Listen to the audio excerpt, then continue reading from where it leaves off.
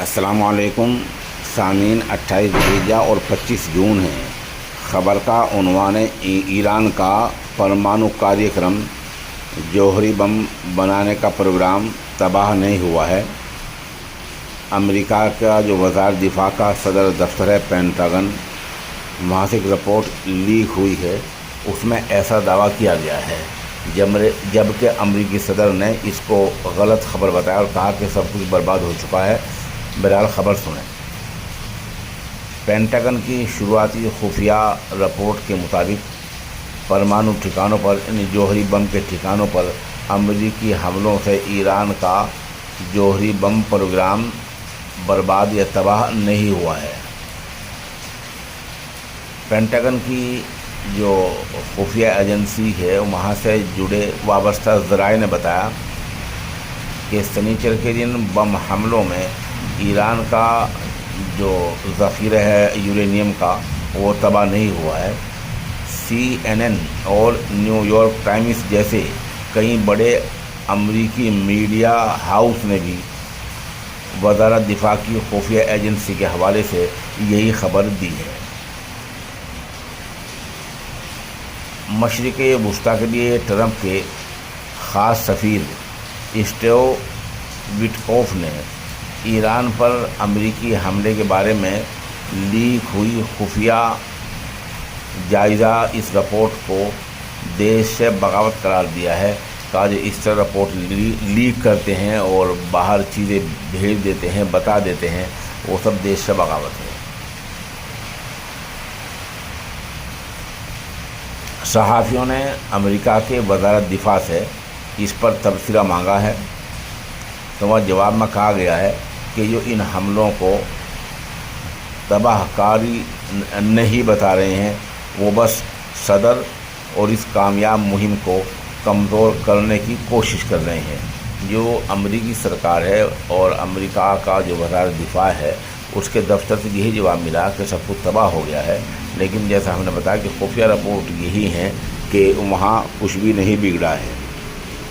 Pentagon کی شروعاتی خفیہ رپورٹ نے امریکہ کے سنیچر کو ایران پر کیے گئے حملے کو لے کر انتظامیہ کے اس دعوے پر سوالات اٹھائے ہیں۔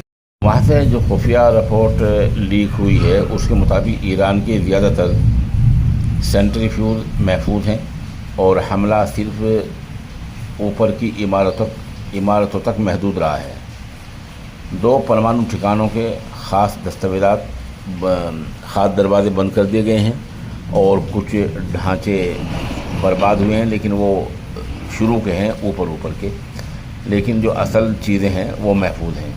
ذرائع نے امریکی میڈیا کو یہ بتایا ہے کہ حملے سے ایران کا جو جوہری بم کا پروگرام ہے کچھ مہینوں کے لیے پیچھے چلا گیا ہے، لیکن اسے پھر سے شروع کرنے میں کتنا وقت لگے گا یہ اس پر منحصر ہے کہ ایران ملبہ ہٹا کر کتنی جلدی مرمت کر پاتا ہے۔ رپورٹ میں یہ بھی کہا گیا ہے کہ حملوں سے پہلے ایران نے اپنے یورینیم کا بڑا حصہ وہاں سے نکال دیا تھا، دوسری جگہ منتقل کر دیا گیا تھا۔ حملے میں امریکہ نے اپنے سب سے بڑے بم GBU-57 کا استعمال کیا، جو زیر زمین اگر کوئی ایسا ہوتا ہے تو وہاں بھی اس کو تباہ کرنے کی صلاحیت رکھتا ہے۔ حملے کے بعد امریکی فوج کے خاص افسر جنرل ڈین کین نے کہا تھا کہ تینوں ٹھکانوں کو بھاری نقصان پہنچا ہے۔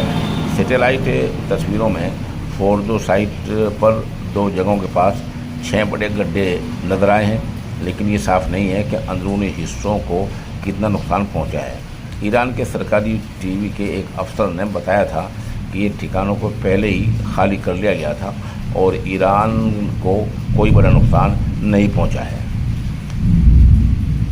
ادھر ٹرمپ نے ٹروتھ سوشل میڈیا پر لکھا کہ CNN اور نیو یارک ٹائمز جھوٹی خبر پھیلا رہے ہیں، دونوں مل کر تاریخ کے سب سے کامیاب فوجی حملے میں سے ایک کو بدنام کرنے کی کوشش کر رہے ہیں۔